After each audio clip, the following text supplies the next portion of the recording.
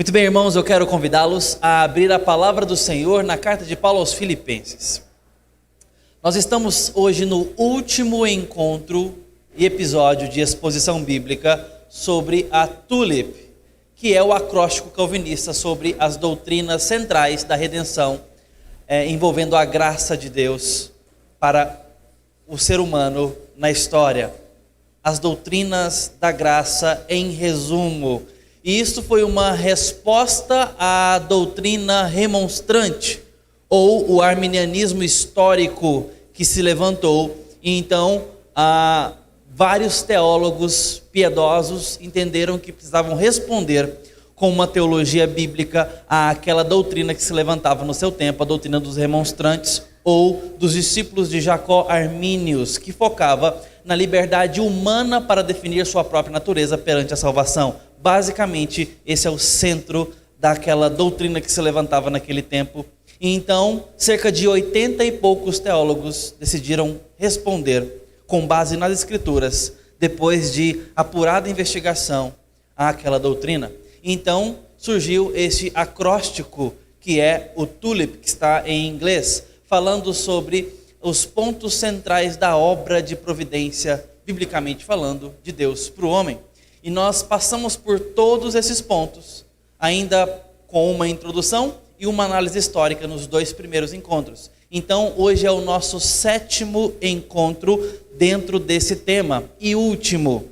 Você gostaria de escutar os outros? Eu chamo você aos canais da igreja, tanto pelo streaming de áudio, se você usa aí qualquer um deles, Spotify, os principais, Deezer e tantos outros aí que você pode acessar, o streaming da Apple, qualquer um desses você vai encontrar ali o canal da igreja. Procure Igreja do Bueno ou Igreja Presbiteriana do Bueno, que você vai nos encontrar. Mas também você pode acessar as mensagens por vídeo e áudio pelo canal da igreja no YouTube, IPS Bueno.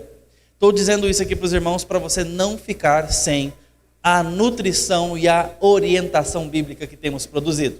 Então você pode acessar e pode compartilhar com outros.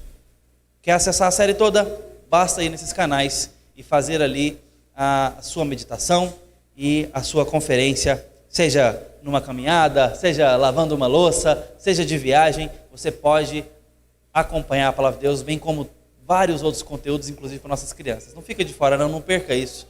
Que Deus nos abençoe. Mas hoje é o nosso final, o ponto onde nós estudamos o P do TULIP, perseverança dos santos.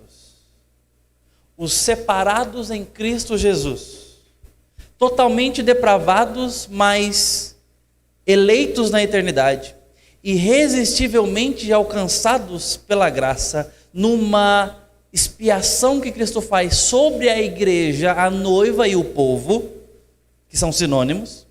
Agora estes que foram banhados pelo sangue, predestinados, eleitos, escolhidos para a redenção, por sentido lógico e consequente, há de Deus preservá-los para a glória, para que toda essa providência eterna e manifestada na história chegue ao seu destino final, como lemos na carta de Paulo aos Efésios.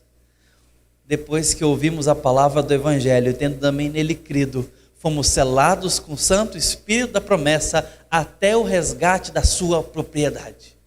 Essa é a obra de Deus em nós. E o que Paulo falou anteriormente a isso que lemos também? Nós somos separados nele, fomos adotados em Cristo Jesus, nós somos eleitos nele, preparados para as boas obras, predestinados para elas.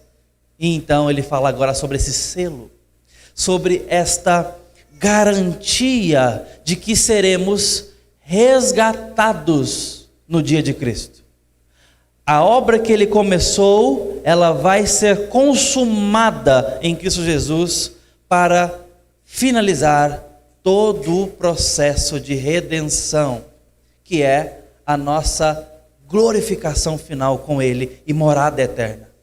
O que começa com a nossa eleição eterna, termina, entre aspas, com a nossa morada eterna. É a obra final e completada, consumada. Se em alguma destas partes nós tivéssemos falta de garantia, tudo cairia. E digo mais, Se qualquer uma dessas partes estivesse dependendo de mim, ela 100% de certeza não se consumaria. O seu desempenho espiritual tem sido 100% irrepreensível desde que você conheceu a Cristo Jesus? Porque o salário do pecado é a morte, do pecado, e não da soma deles, basta pecado. E se você vive como eu, e eu creio que vive debaixo de Adão e de Cristo, você sabe que o Espírito Santo que habita em você milita contra a carne porque ainda há luta, porque ainda há uma guerra, porque ainda há uma batalha. Nós ainda lutamos contra impulsos caídos que desonram a Deus. Nós ainda lutamos para honrar a Deus. Lutamos para não desonrar a Deus. Nós ainda lidamos com o mal que habita em nós. Eu sei disso. E por isso, eu ouso afirmar que se por algum momento, em qualquer uma das partes principais da nossa redenção até a sua consumação, a nossa morada final com Cristo Jesus, dependesse de mim, eu jamais, deixa eu colocar num termo que todo mundo vai entender, moraria no céu. Porque eu não posso sustentar a minha salvação. E eu duvido muito que qualquer um de nós possa sustentar a própria salvação. A não ser que você tenha uma estima muito alta de si mesmo. Diz, pastor, pecado para mim é coisa do passado. Hoje eu sou nova criatura. Desde que conheci a Cristo, mal piso no chão. Eu sei que essa não é a nossa realidade, porque a Bíblia nos conta qual é a nossa realidade. Miserável homem que sou, carente da glória e da graça do Senhor, todos os dias. Precisamos do Senhor, para fazer em nós a obra que Ele faz em nós, para podermos andar em santidade. Sem Ele, nos fazendo fazer, não vai ser possível. Então eu quero ler 2 textos para a gente meditar nessa verdade. Como que Deus garante para nós essa segurança e a nossa realidade tão militante se relaciona com essa segurança. Parece um paradoxo, e de fato é, mas eu quero, nesses próximos minutos, meditar em 2 trechos dessa carta de Paulo. Uma carta que fala sobre felicidade, fala sobre alegria, e Paulo se expõe como em nenhuma outra epístola. Desta forma, o seu próprio coração. Mas eu quero ler 2 trechos para a gente meditar. Primeiramente no capítulo 1, versículo 3. Nós vamos ler um trecho aqui, e depois nós vamos ao capítulo de número 2. Diz assim a palavra do Senhor: dou graças ao meu Deus por tudo que recordo de vós, fazendo sempre com alegria súplicas por todos vós, em todas as minhas orações, pela vossa cooperação no Evangelho desde o primeiro dia até agora. Estou plenamente certo de que aquele que começou boa obra em vós há de completá-la até o dia de Cristo Jesus. Aliás, é justo que eu assim pense de todos vós, porque vos trago no coração, seja nas minhas algemas, seja na defesa e confirmação do Evangelho, pois todos sois participantes da graça comigo. Pois minha testemunha é Deus, da saudade que tenho de vós, na terna misericórdia de Cristo Jesus. E também faço essa oração, que o vosso amor aumente mais e mais, em pleno conhecimento e toda percepção, para aprovardes as coisas excelentes, e serdes sinceros e inculpáveis para o dia de Cristo, cheios do fruto de justiça, o qual é, mediante Jesus Cristo, para a glória e louvor de Deus. Vamos ao capítulo 2, versículo 12.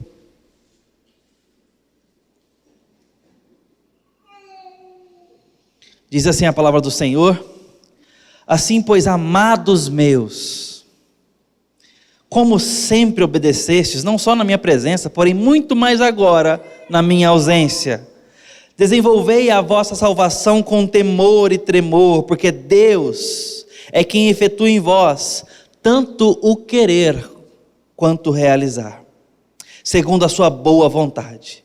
Fazei tudo sem murmurações nem contendas, para que vos torneis irrepreensíveis e sinceros, filhos de Deus, inculpáveis no meio de uma geração pervertida e corrupta, na qual resplandeceis como luzeiros no mundo, preservando a palavra da vida, para que no dia de Cristo eu me glorie que não corri em vão, nem me esforcei inutilmente. Entretanto, mesmo que seja eu oferecido por libação sobre o sacrifício e serviço da vossa fé, alegro-me e com todos vós me congratulo. Assim, vós também, pela mesma razão.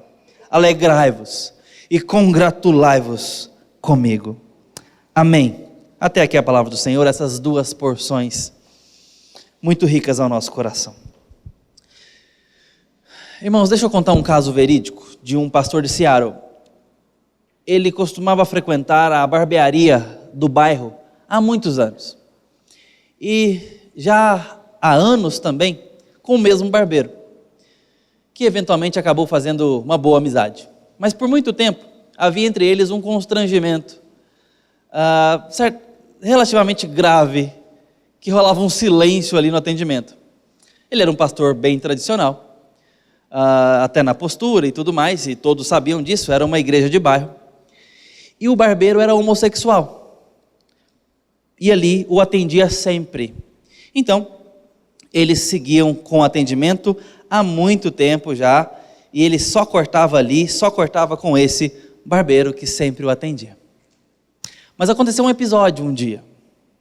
A conversa sempre era bem rasa e superficial sobre as notícias do dia, sobre as questões talvez climáticas, que estava calor, ou o que tinha acontecido naquela semana, e não passava disso.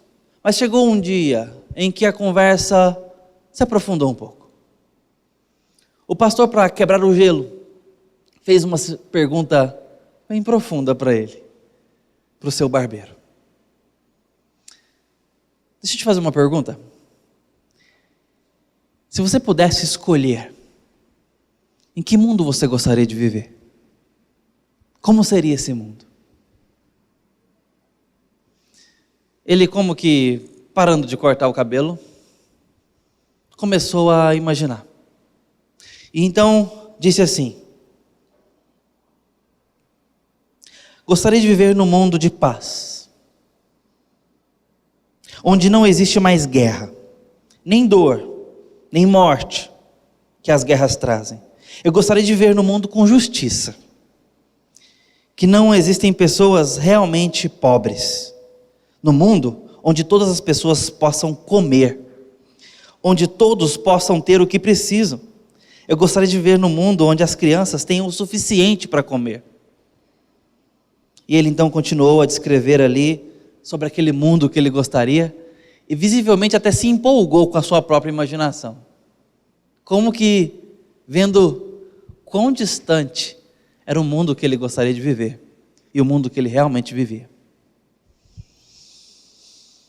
Ao terminar de falar sobre esse mundo sonhado, o pastor percebeu que tinha uma ocasião maravilhosa diante dele. Aquele desejo do seu barbeiro, aquele sonho, era precisamente o núcleo da pregação do Evangelho. Então ele não perdeu a chance e disse: sabia que é exatamente sobre isso, e para isso, a fé cristã? Aquelas tantas já não importava muito mais o cabelo do pastor. E eles conversaram profundamente, delongadamente sobre a mensagem bíblica, como aquele homem, aquele profissional, jamais tinha ouvido falar. E o pastor expôs o Evangelho sobre como o mundo projetado por Deus era um mundo de paz, um mundo de harmonia, um mundo de provisão e delícias não provadas pelas gerações. Um mundo de tranquilidade, realização, de identificação e responsabilidade em harmonia. Um mundo diante de Deus, um mundo onde as coisas estavam equilibradas, pacificadas. Um mundo de bonança. Um mundo que dizia respeito às nossas mais profundas carências e sonhos.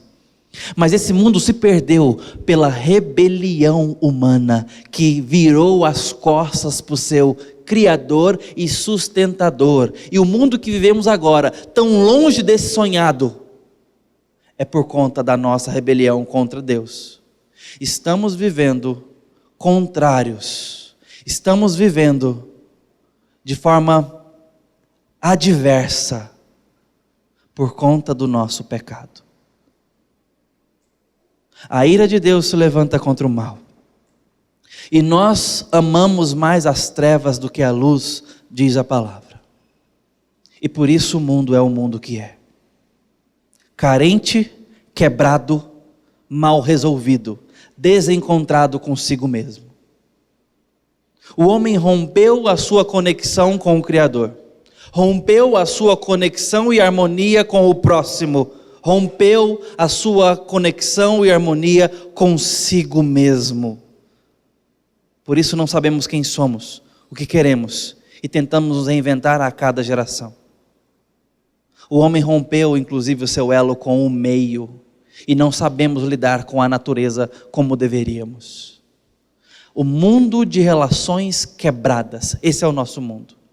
E o pastor expôs ali para o seu companheiro de cortes de cabelo há tantos anos a beleza do Evangelho, mas sobretudo a esperança do Evangelho, de que Cristo veio exatamente por causa desse mundo quebrado e dessa morte instaurada, trazer a ressurreição, a própria vida e um caminho para Deus.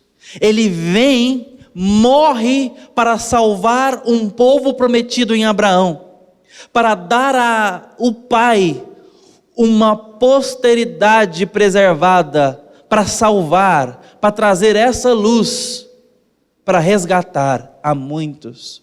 Então, ele expõe aquilo ali, e ficou sabendo depois do que aconteceu, porque o relacionamento se aprofundou entre eles. E o que aconteceu foi que naquela noite o barbeiro chegou em casa e disse ao seu parceiro o seguinte: estou considerando seriamente que domingo que vem eu vá à igreja e quero te convidar para ir comigo. Ele recebeu essa notícia, o seu parceiro, com um pouco de susto e indagação. O que está passando na sua cabeça? Por que isso? E ele então disse o seguinte: hoje eu ouvi boas notícias e quero ouvir mais. O resultado daqui dali para frente, eles se aproximaram daquela comunidade e se submeteram ao Evangelho de Cristo Jesus. A história segue de relacionamento, de discipulado, de como o Evangelho transformou a vida daqueles dois homens, porque ouviram boas notícias, que nós presumimos que todos já conhecem, que presumimos que homens e mulheres bem vestidos estão resolvidos com Deus, estão em paz com Deus porque o seu perfil de Instagram é joia, é lindo e impecável. Presumimos porque são prósperos profissionalmente, estão resolvidos e em paz com o seu Redentor. Irmãos, esse mundo está caído até que Deus o levante. Esse mundo está morto até que aquele que dá a vida, a própria vida, o Senhor Jesus, sopre fôlego de vida, e Ele faz isso pelo Evangelho. E Paulo, sabendo disso, se tornou então o embaixador, aquele que tomou frente na vanguarda da pregação aos gentios, aqueles que não tinham ouvido sobre o Evangelho. E Atos capítulo 16 nos fala sobre a plantação dessa igreja, algum tempo antes dessa ocasião da carta. E ele então chega ali para pregar o Evangelho, na cidade de Filipe. E ele, certa feita, encontra umas mulheres ali lavando a roupa perto de um rio. E ele então prega o evangelho a elas, que eram conhecedoras do Antigo Testamento. E ali você vê como que o Antigo Testamento preparou o caminho para a chegada do evangelho, que Paulo expõe dizendo: em Cristo Jesus se cumpriu as promessas feitas para Abraão. Feitas em Abraão, que as gerações seriam benditas, que Deus traria filhos e filhas dos quatro cantos da terra, que Deus reuniria o seu povo, que daria uma descendência bendita na história. E aquilo estava se cumprindo, porque enquanto ele expunha a palavra, diz Atos 16, o Espírito Santo visitou o coração de Lídia, vendedora de púrpura, e ela passou a amar o Senhor e creu em tudo que Paulo pregava. Graça irresistível. A fé vem pelo ouvir, e ouvir a palavra de Deus. E Paulo estava ali para pregar as boas novas de Deus, para resgatar filhos e filhas perdidas do Senhor, para arrebanhar as ovelhas dispersas do Senhor pelo mundo. E então outros se achegaram a ele, até que certo dia ele encontrou uma jovem possessa. Agora não era apenas uma comerciante, era uma mulher possessa por um espírito de adivinhação. E Paulo então liberta aquela moça com as boas novas do evangelho. Mas o diabo não gosta de perder, e o mundo caído gosta de lucrar com as trevas. Resultado: mandaram prender Paulo, porque aquele homem acabou com o sistema de lucro sobre as adivinhações daquela mulher. E Paulo vai preso. E a igreja de Filipe continua apoiando ele, inclusive financeiramente. É uma igreja que investiu no ministério de Paulo para ele continuar pregando. E Paulo chama essa igreja de parceira várias vezes por isso. E depois disso ele então sai daquela cidade e vai para a cidade de Roma e é preso. Paulo está preso em Roma. Aqui nós estamos falando da década de 60 mais ou menos. Paulo então vai preso na cidade de Roma, acusado de um monte de coisas. Eles então levantaram um falso testemunho contra Paulo, acusaram de diversas crimes, e ele agora vai preso, e o carcereiro se converte naquele primeiro cárcere, daquela jovem. É uma outra história bonita na cidade de Filipe. O carcereiro se converte pela pregação de Paulo. Agora nós estamos falando de um segundo cárcere, já na cidade de Roma. Algum tempo depois, alguns anos depois, e essa cidade continuou investindo na vida de Paulo. E esse era o melhor testemunho que eles podiam dar para Paulo, dadas as circunstâncias de que amavam Paulo e de que eram crentes mesmo. O investimento financeiro. E por quê? Embora isso pareça muito utilitarista, ou mesmo até um pouco materialista, mas esse investimento que eles faziam na vida de Paulo, inclusive enquanto Paulo estava preso, dava provas de que a última instância de conversão aconteceu. O bolso. O bolso se converte por último, queridos irmãos. Porque a Bíblia trata o dinheiro como uma divindade.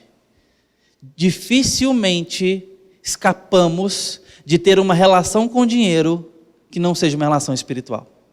Uma relação que nos toma por inteiros. O amor às riquezas é uma devoção espiritual. E Paulo então entende que aquela prova de amor que eles davam financeiramente para Paulo, sustentando o seu ministério para que ele continuasse a pregar, provava que eles amavam Paulo e que eles estavam ainda firmes no evangelho. Porque eles poderiam deixar de fazer, em primeira instância, a contribuição financeira a um missionário.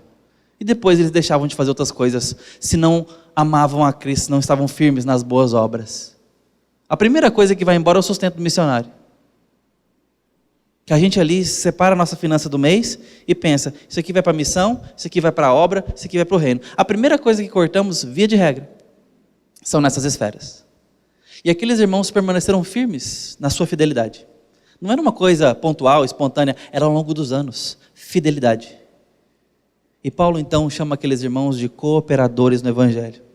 Era como se eles estivessem pregando junto com Paulo. Porque sem esse sustento, Paulo não poderia fazer como ele fez. Embora Paulo, sempre que precisou, parou a obra e foi fazer tendas para levantar sustento, vendê-las e então continuar pregando. Mas através dessa forma, Paulo continuava pregando o evangelho. E ele então sai viajando pela Europa e Paulo está na sua segunda viagem missionária. E agora preso. E continua falando, escrevendo, anunciando aquelas boas notícias que o mundo tanto precisa. Que o mundo tanto precisa. E então, diante disso, ele fala com aqueles irmãos dizendo, eu dou graças a Deus por vocês, por tudo que eu lembro de vocês. E a primeira coisa que Paulo deixa claro para esses irmãos é o seguinte: a obra que Deus começou em vocês, Ele vai completá-la até o dia de Cristo Jesus. Capítulo 1, versículo 6. Estou plenamente certo de que aquele que começou boa obra em vós há de completá-la até o dia de Cristo Jesus. Ele não vai deixar a obra incompleta. Romanos fala de um Deus que conhece, de um Deus que ama, de um Deus que Ele traça o destino, de um Deus que então consuma a glorificação. Todos esses versos do capítulo 8 são versos falando da redenção das pessoas, no auristo grego, que é um tempo verbal que diz respeito ao passado, mas é um passado que tem efeito contínuo. Então fala aos que chamou, aos que predestinou, aos que glorificou. E esse glorificou ainda não aconteceu com a raça humana. Nós não somos glorificados. Talvez nós já fomos chamados para o Evangelho e hoje cremos. E por isso ficou claro que fomos predestinados por Deus. Ele cuidou da nossa história para que ouvíssemos o Evangelho. Louvado seja Deus pela sua maravilhosa graça. Mas Ele ainda não nos glorificou. Mas Paulo trata no auristo, aos que glorificou. Por quê? Porque é certo. Há de acontecer. É uma coerência com o projeto. Ele não abre mão. E o preço pago não é o nosso desempenho espiritual. O que garante é o sangue de Cristo. O preço pago foi o sangue de Cristo. Não há remissão de pecado sem derramamento de sangue, a saber, o sangue de Cristo. O seu pecado foi perdoado pelo sangue de Cristo, se você creu nele. Isso é uma evidência de que o sangue dele te cobre, de que você foi regenerado para a justiça, chamado da morte para a vida. Efésios capítulo 2, Ele vos deu vida, estando vós mortos em vossos delitos e pecados. Se Ele te deu vida, estando você morto, você creu. A fé vem pelo ouvir a palavra de Deus, e ela vem. A fé vem. Ele deu vida. É presente, é dom, é algo de fora, não de dentro. De fora para dentro, para então eu dar. Primeiro Ele se revela, depois eu respondo. Primeiro Ele chama o morto, depois o morto, regenerado, sai para fora. Como foi o episódio de Lázaro, agora falando literalmente da vida humana, física.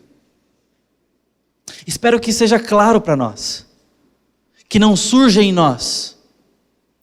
A fé não é um pensamento descartiano, de que penso logo existo. Não começa com a minha cognição, não começa com a minha autopercepção, começa com uma obra fora de mim, começa com uma decisão antes de mim, mas que me alcança de fora para dentro e me toma por inteiro, para que então, de dentro para fora, eu responda como nova criatura. E tudo isso com o preço da cruz. Alguém tem que morrer para um pecado ser perdoado, e esse sangue tem que ser puro. Por isso Jesus se encarna humilhantemente e morre, para salvar e regenerar todos que o Pai lhe deu. Ouvimos isso em João 17 com clareza. Todos os que me deste são teus. Ouvirão a minha voz e saberão que eu sou o pastor. Por isso pregamos as boas novas. E Ele há de completar a obra que começou em você. Ele não vai deixar no meio do caminho. Quando Deus estiver com a sua obra consumada, novos céus e nova terra, nas mansões celestiais, sabe de uma coisa, querido irmão? Não vai faltar nenhum filho.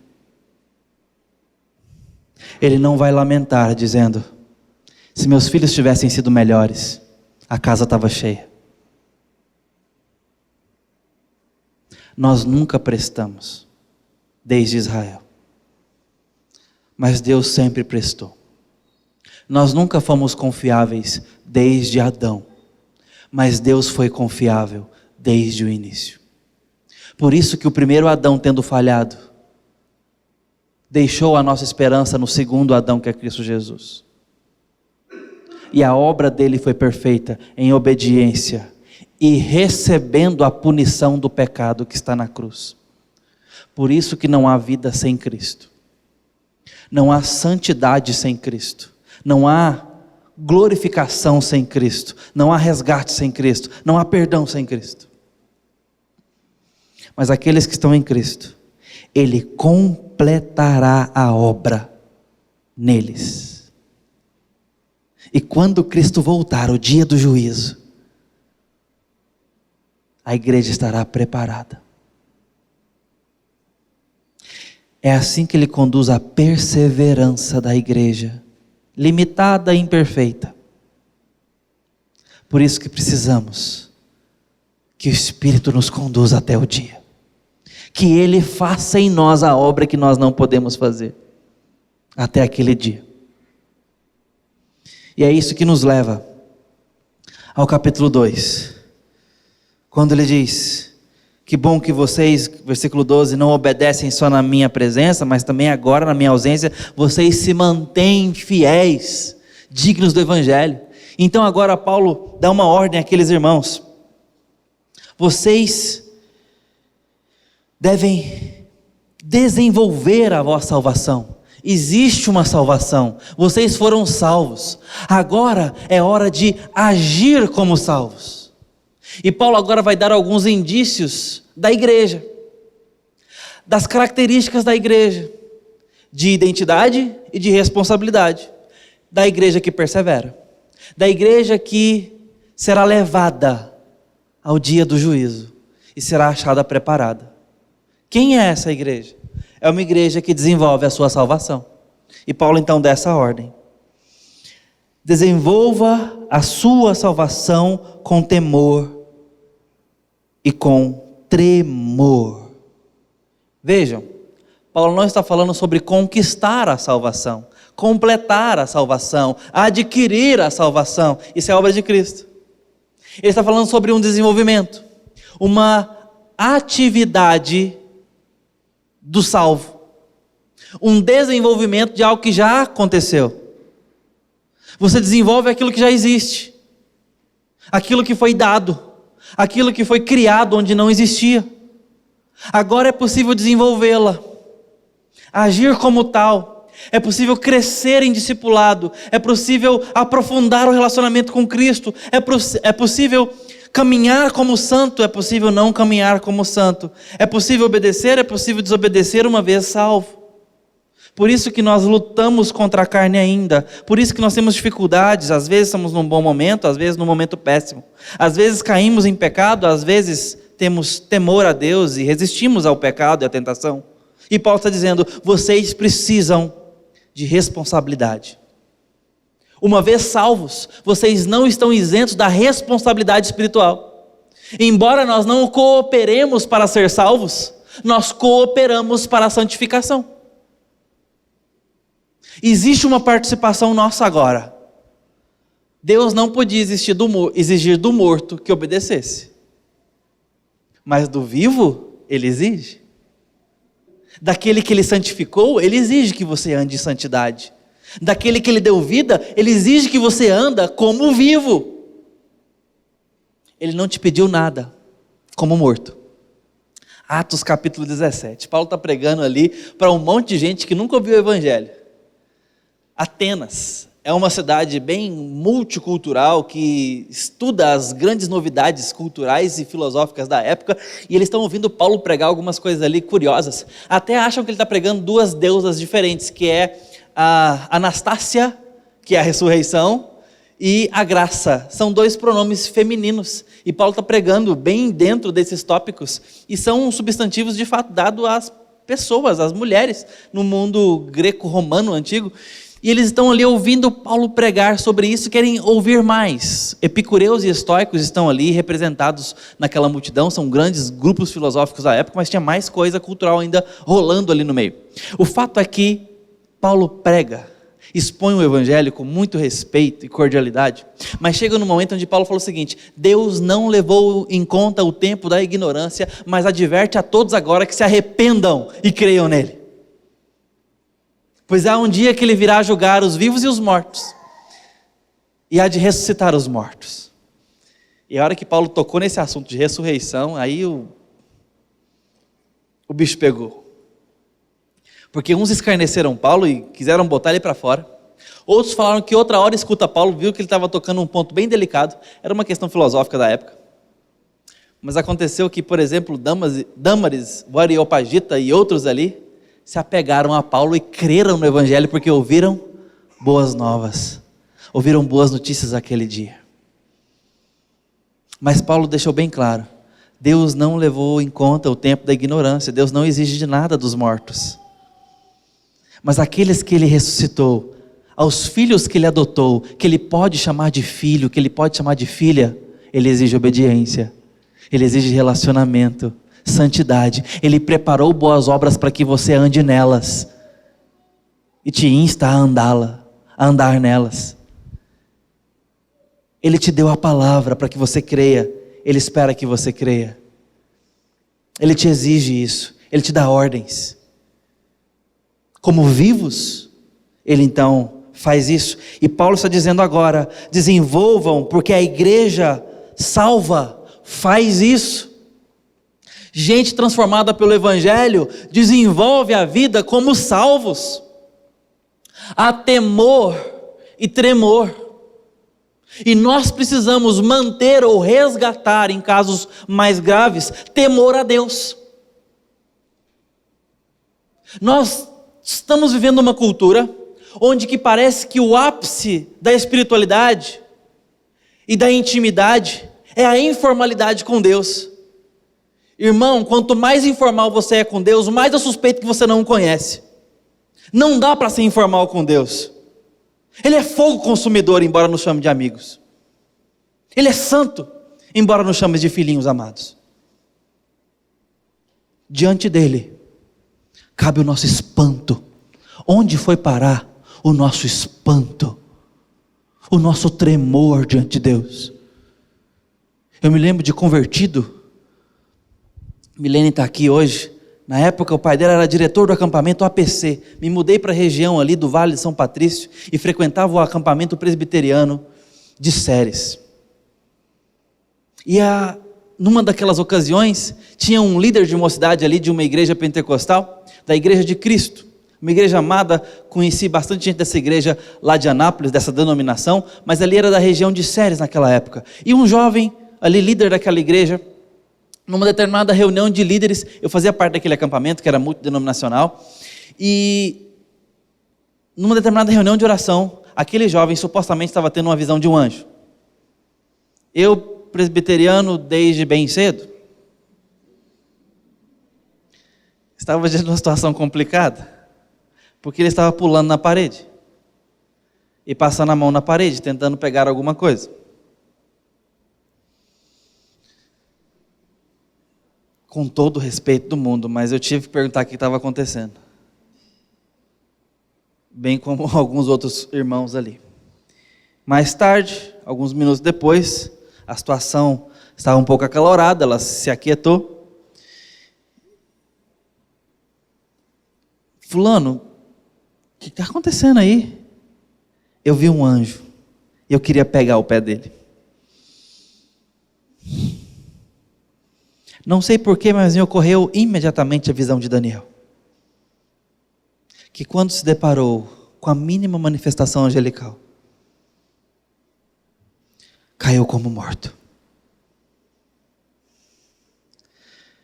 Falei, fulano, será que era anjo mesmo? Anjo? E voando baixinho assim, será que não estava caído?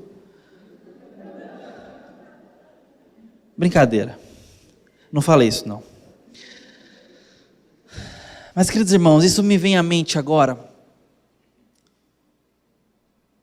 Porque eu tenho visto a nossa geração sem temor, sem tremor. Nós temos muita dificuldade de parar em silêncio diante de Deus. Nós temos dificuldades com a liturgia do culto. Nós estamos num momento geracional.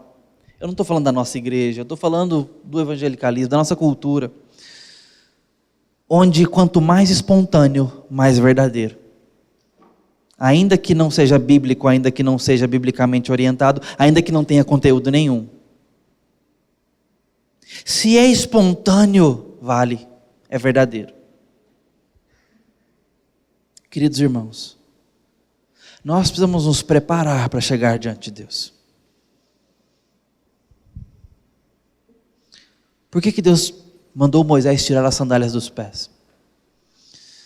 Eu sei que aquele é um episódio bem singular e específico, mas para pensar no episódio per si. O que Deus estava querendo comunicar para Moisés? Moisés, você não me conhece. E o mundo para o qual eu vou te enviar não me conhece. Mas deixa eu te falar uma coisa sobre mim. Eu estou aqui parafraseando a cena, tá? Eu sou santo. Eu sou santo. E quero ter relacionamento com você, Moisés. Tira as sandálias dos seus pés e vem. Eu quero te usar. Eu vou te transformar para você voltar ao Egito e resgatar o meu povo. Eu vou punir o mundo e vou abençoar a minha igreja que está lá. A missão continua, irmãos. Nós vivemos diante de um Deus santo que nos transforma para sermos bênçãos do resgate, para anunciarmos o resgate, dizendo que há um juízo por vir e há uma salvação disponível em Deus. Continua ainda a mesma lógica, o mesmo sentido.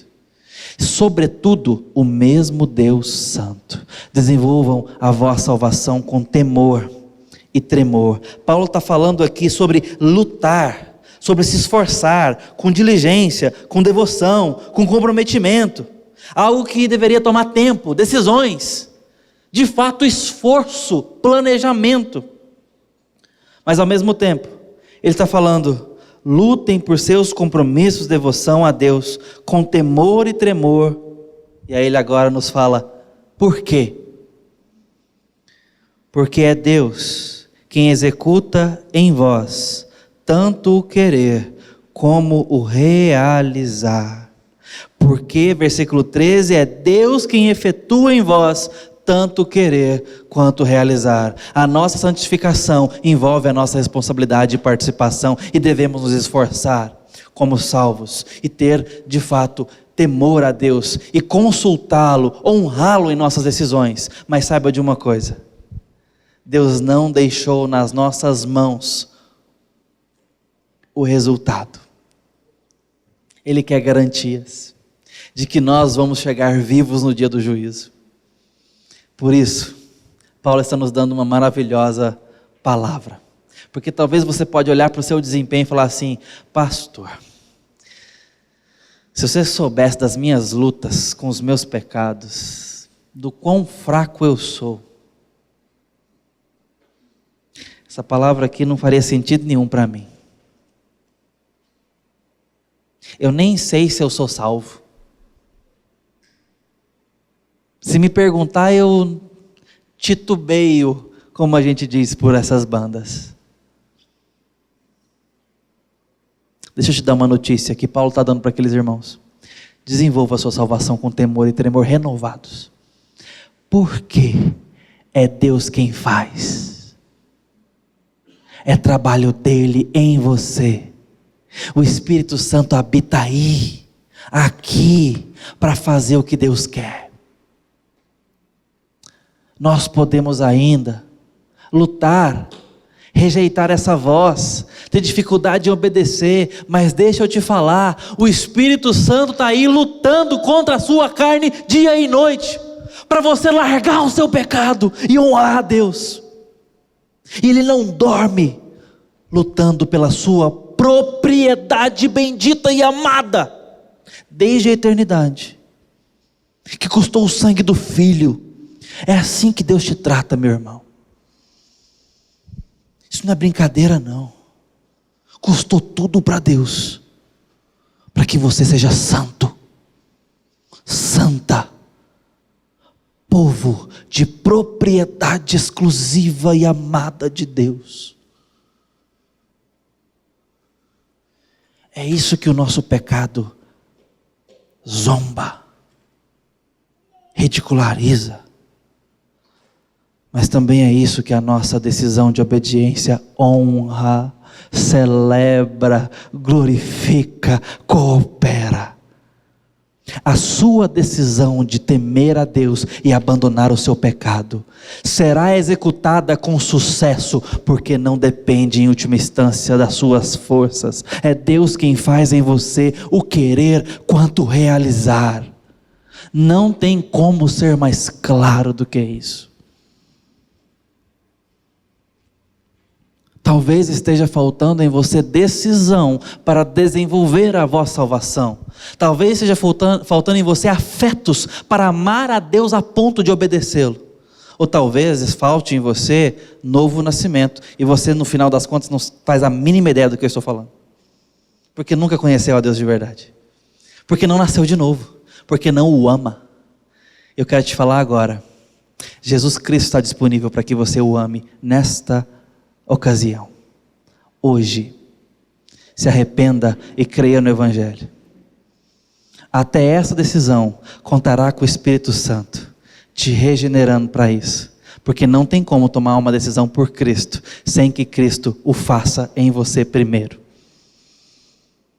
Ninguém vem a mim, disse Jesus, se o Pai que o me deu não o trouxer. Mas aquele que vem a mim, disse Jesus, de maneira alguma o lançarei fora. Se você se achega a Cristo, você está seguro. E ninguém, nem altura, nem profundidade, nem coisas do presente, nem do porvir, nem qualquer criatura, nem morte, perigo, espada, fome, nudez, nem anjos, nem principados, nem potestades, nem o diabo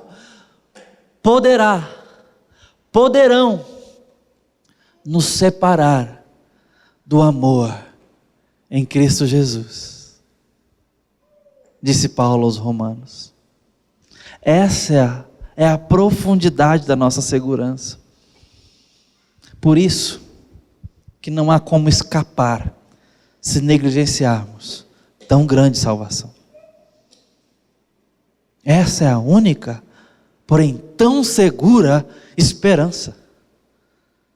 Você está em Cristo Jesus? Tem salvação aí para ser desenvolvida? Você é salvo? Deixa eu te confrontar. Se permita ser confrontado. Você é salvo? Está seguro da sua vida nova em Cristo? Porque primeiro vem essa certeza, para depois você chegar na segunda certeza, que você é salvo para sempre, para Ele, para o projeto final de glória, e que Ele trabalhará para que você chegue lá, para que você vença, às vezes trôpego, às vezes chamuscado, como Paulo fala, uns são salvos como que pelo fogo.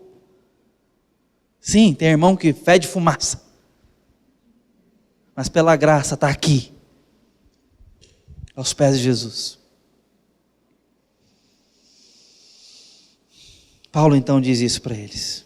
Esse trabalho é de Deus. O Espírito está trabalhando, falando através da palavra, tendo comunhão conosco em oração e nos auxiliando em oração, usando o povo de Deus para nos formar, nos fortalecer, para que nos dê crescimento, para que nos faça obedecer. Em primeiro lugar, Deus nos transforma. Em segundo lugar, Ele nos usa como transformados. Primeiro Ele trabalha em nós, nos transformando, nos salvando. Depois Ele usa esses salvos para trabalhar, para chamar outras pessoas. Primeiro Ele transforma Abraão, depois Ele diz, agora você vai ser bênção em todas as famílias da terra. E vai anunciar a todas elas. Porque eu vou resgatar um povo debaixo do teu nome. E assim nós estamos pregando o Evangelho. Mas além dessa primeira característica, que é um povo que desenvolve sua salvação com temor e tremor, os salvos perseveram como um povo distinto e atraente. E é sobre isso que nós estamos falando quando nós falamos da santidade que Ele produz em nós e nos faz obedecer. Mas observe especificamente os versos 14 e 15 novamente.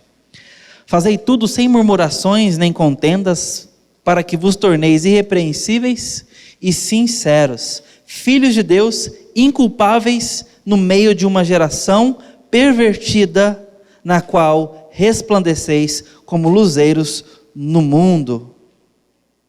A ideia aqui é que o que Ele faz em nós, e há de completar até o dia de Cristo, o querer que Ele realiza, Ele gera vontade em quem não tem, e faz acontecer aquilo que nós não seremos capazes por nós mesmos.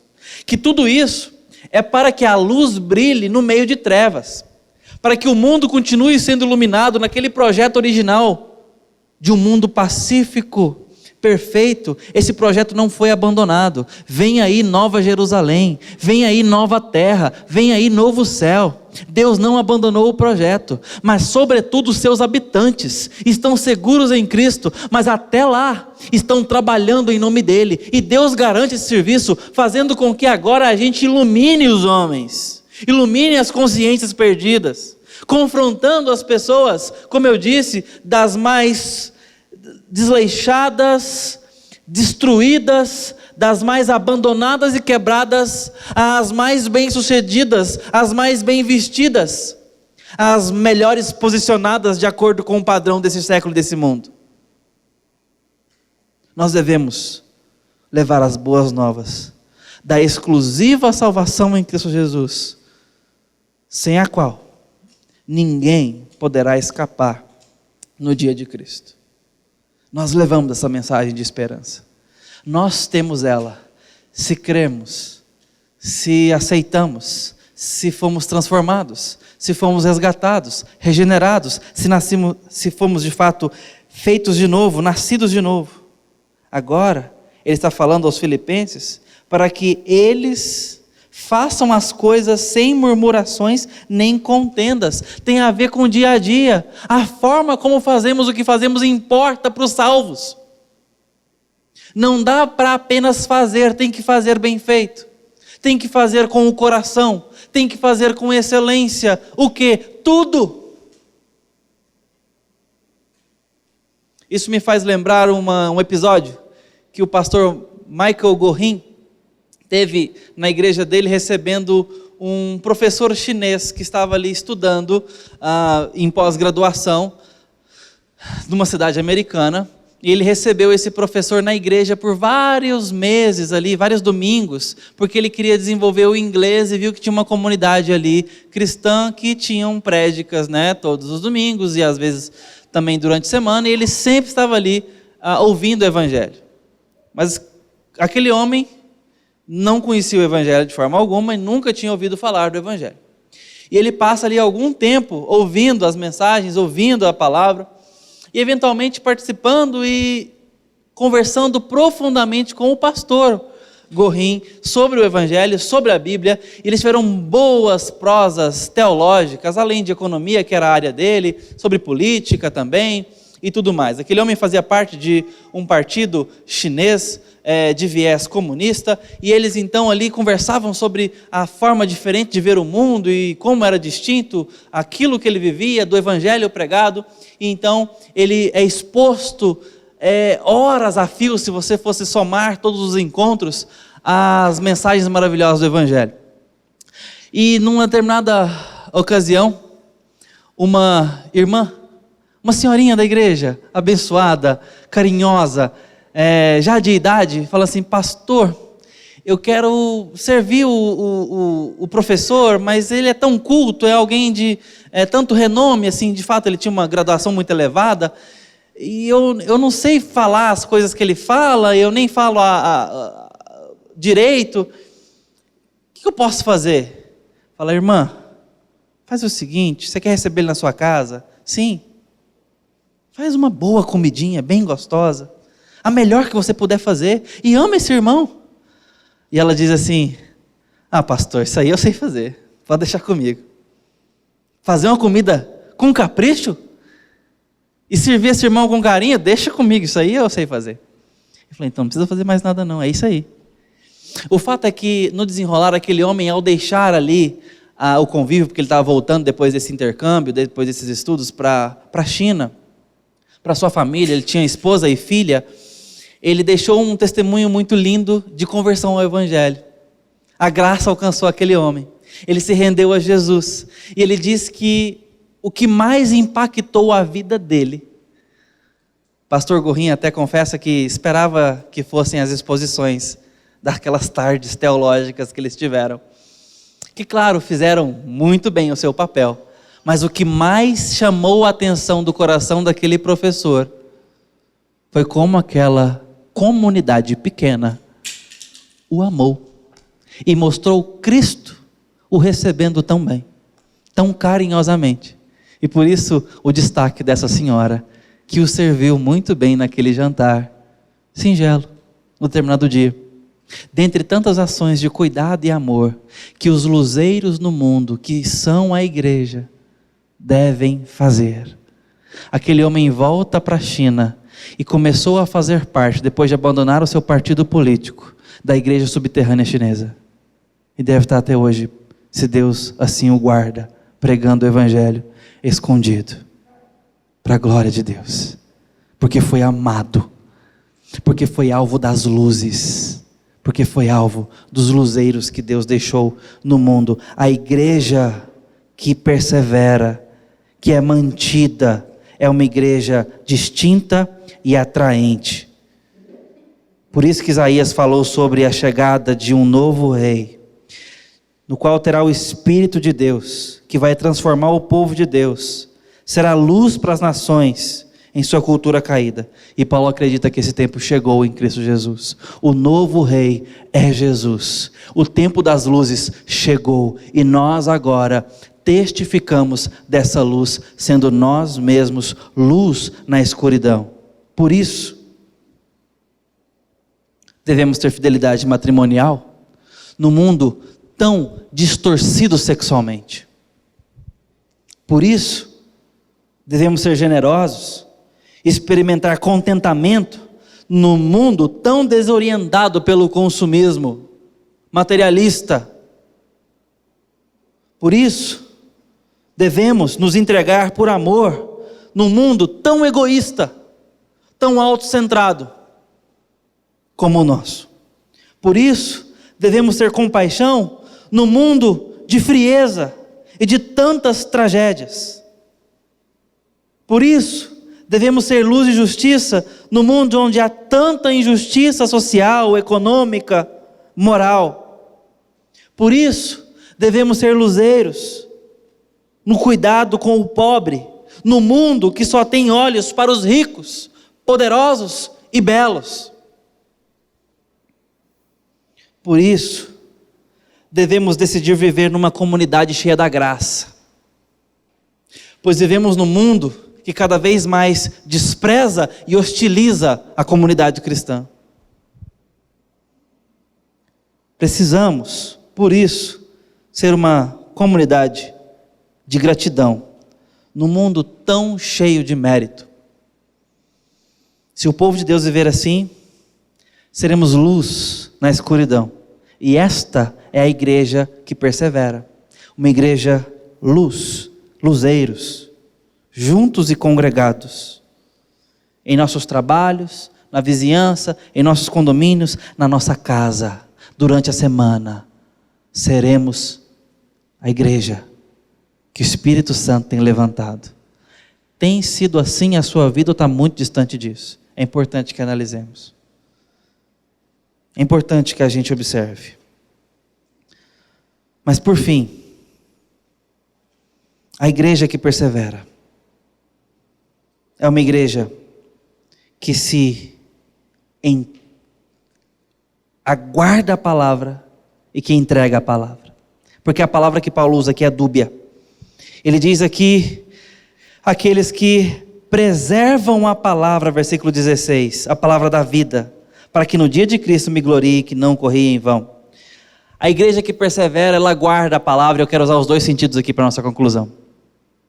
A igreja que persevera, que é mantida para o dia final, ela é conhecida como uma igreja que retém a palavra, que escuta, que crê, que não zomba da palavra, mas que a consulta, que se deleita nela, que depende dela. Então ela retém a palavra da vida. Devemos ser o povo do evangelho gentil, relacional, vivo, nos contextos diversos que a gente vive no dia a dia. Devemos ser o povo que transmite, que transpira, que exala, que em nossos conceitos, escolhas, que na nossa opção cultural, a palavra de Deus é a balança, é o fiel da balança, melhor dizendo, é a régua pela qual medimos e somos medidos. A palavra de Deus importa em última instância. A palavra de Deus tem chance no seu casamento? Ou você vai tocando aí e depois vê o que acontece? Ela tem voz na sua relação conjugal? Ela tem autoridade pela qual vocês dois têm que submeterem? A palavra de Deus tem chance nas nossas opções relacionais? Ou nós é que condicionamos a palavra às nossas escolhas? A palavra de Deus é ouvida por você como palavra de Deus, vinda dele, de alguém superior, sábio, santo, justo. É assim que você a ouve, como palavra autoritativa, mas também palavra de vida, que transforma, que é afiada para trazer o resultado que ela foi designada para trazer, que ela é a pena que escreve vida nova nas nossas vidas. Você a escuta assim? Porque a igreja que persevera é a igreja que retém a palavra. E essas palavras geram ações, decisões. Por isso que a segunda forma de entender o verbo que Paulo usa é a igreja que transmite, que expõe a palavra. A palavra, ela é comunicada. Nossas redes sociais estão tomando tanto tempo desses dias que estamos vendo a Bíblia cada vez menos, orando cada vez menos e consumindo cada vez mais conteúdo. Mas que conteúdo? Estou dando esse exemplo para falar sobre a nossa gestão de tempo. Irmão, é tão fácil passar a semana toda sem olhar para a Escritura. E deixa eu te falar uma coisa. A notificação do seu aplicativo de Bíblia que lança um versículo por dia aí não conta. Sabe por quê? Porque a caixinha de promessa não contava no passado. Sabia que você resgatou a caixinha de promessa? Quem não sabe o que é caixinha de promessa? Eu vou contar o que é caixinha de promessa, você vai lembrar. Era uma biblinha preta que você abria o zíper desse tamanho e tinha vários versículozinhos ali em cartão. Lembrou? A caixinha de promessa. Os versículos são só promessas. É só a parte boa da Bíblia. A parte indigesta fica de fora da caixinha de promessa. Seu aplicativo de Bíblia tem colocado aí uma notificação de versículo? Que crente, hein? Quem dera se seus filhos tivessem aplicativo de Bíblia com pop-up de versículo, hein? Deixa eu te falar uma coisa. Não é assim que a gente estuda a palavra de vida, que pode transformar a nossa história, não. A igreja que persevera ama as Escrituras, se deleita nela, recebe nela vida e a transmite. A boca fala do que o coração está cheio e nós só damos o que temos. Você tem Bíblia? Você está cheio da palavra? O que você vai fazer com esse sermão aqui hoje? E com tanta escola dominical que você já recebeu, o que você faz com isso? Deus falou que se crermos nele conforme as Escrituras e não conforme nós mesmos, do nosso interior fluiria rios de água viva. Essa é a igreja do Senhor. A igreja que chegará no dia do juízo viva. É a igreja que transmite rio de água viva no decurso da história, porque crê em Jesus Cristo na palavra, e o encontra na palavra, porque o busca, porque escuta como ovelha, e Deus realiza em ti o querer e o realizar, e tem feito isso em você. Paulo escreve essa sessão falando para aqueles irmãos que este é o caminho da felicidade, da verdadeira alegria, que vai tornar todo o esforço dele proveitoso. Eu quero encerrar esse tópico de perseverança, tendo conversado com os irmãos, o que Paulo fala a esses nossos irmãos mais velhos aqui, sobre como Deus age em nós, completando a obra até o dia de Cristo, por garantia. Esse Paulo que falou aos Efésios que o Espírito Santo habita em nós como penhor, garantia, como selo inviolável, até o dia de Cristo Jesus, o resgate da sua propriedade. Essa é a segurança da salvação. Para deixar claro para nós que a nossa salvação em Cristo Jesus é segura, eu devo crer na salvação. Segundo, ela não é perecível, porque se eu posso perder a minha salvação, eu certamente, com certeza, a perderei. Você não? Eu sim. Por isso a minha segurança está em Cristo Jesus, que efetua em mim o querer e o realizar, e isso não é sem a minha cooperação. Eu devo agir como luzeiro, eu devo agir como santo nesse mundo, eu devo caminhar, não para conquistar a salvação, mas porque Ele a deu, porque Ele conquistou-a por mim, para que agora eu atue como igreja, a igreja que persevera. Que assim seja para a glória dEle. Mas entrando poeticamente na mente da perseverança e de como Deus vê isso, eu quero usar a poesia de Pedro Valença. Pedro Valença compôs os seguintes versos cantados na canção Apressa-te, e tem a ver com essa igreja luzeiro, de um Deus que tem um povo para reunir, e essa é a esperança da salvação e a segurança da mesma. Mas então, o Pedro compõe assim, dizendo: Deus, eu que te conheço há tanto tempo, eu lembro de escolher a cor dos olhos teus, eu lembro. Te ensinei os seus primeiros passos, tão incertos, mas era bom que eu ajudava a levantar. Então vamos falar sobre saudade. Eu te espero há tanto tempo, ninguém sabe medir. Para mim a dor não há cura. Nada ajuda a esquecer a falta que você me faz. Eu anseio pela festa mais do que ninguém. Eu conto os dias para te abraçar. Mas tenho tantos filhos ainda sem saber. Avisa o mundo inteiro. Mas não esqueça teus vizinhos para trás. Então apressa-te. Apressa-te em contar o meu amor. Te apressa em viver a minha paz. Eu não aguento de saudade. Também quero a casa cheia. Mas não quero nenhum filho para trás. Apressa-te em contar o meu amor. Te apressa em viver a minha paz. Que seja mais que teoria. Ela mude a tua rotina. E os meus filhos ouvirão a minha voz. Então apressa-te. Apressa-te. Tem gente que só fica cochichando, me escondendo nas igrejas, em seu próprio altar. Mas meu amor não é nenhum segredo, é boa nova. Quem conhece vive agora para amar. Eu anseio pela festa mais do que ninguém. Eu conto os dias para te abraçar. Mas tenho tantos filhos ainda sem saber, aviso o mundo inteiro. Mas não se esqueça, não esqueça teus vizinhos. Apressa-te em contar o meu amor. Apressa-te em viver a minha paz. Não quero nenhum filho para trás. Apressa-te em contar o meu amor. Te apressa em viver a minha paz. Também quero a casa cheia, mas não quero nenhum filho para trás.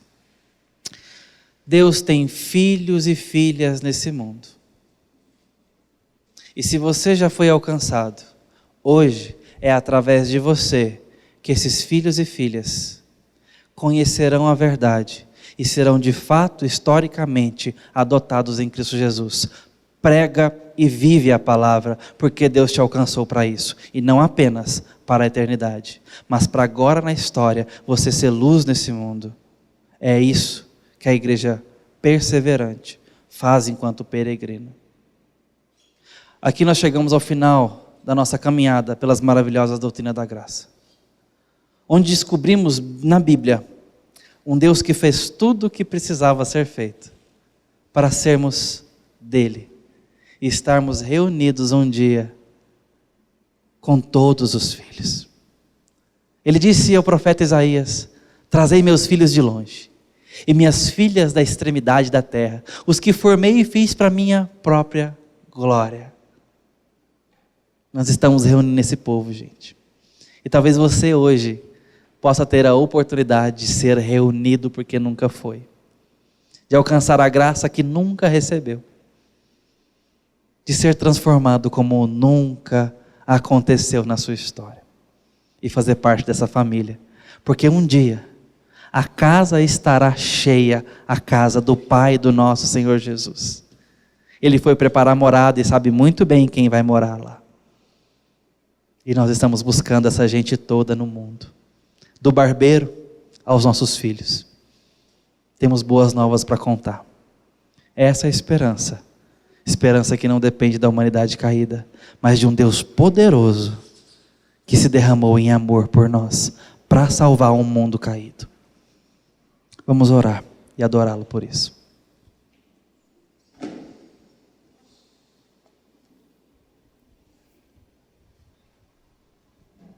Bendito Deus, Pai de nosso Senhor Jesus Cristo. Louvamos o Teu nome pela graça com a qual nos amaste, pela graça disponível ainda hoje, pela esperança em Cristo Jesus, pelas boas novas da cruz e da ressurreição. Obrigado pela salvação em Cristo. Nos faça santos. Nos faça, ó Deus, um povo de temor, de adoração. Um povo luz para esse bairro, para nossas casas, para essa cidade e para esse mundo. Ó Deus, em nome de Jesus te pedimos. Nos abençoe com graça. E faça essa igreja mais temente ao Senhor. Que assim seja. E que a teologia bíblica possa estruturar nossa esperança, nossos pensamentos, nossa visão de mundo e nossas decisões. Em nome de Jesus. Amém.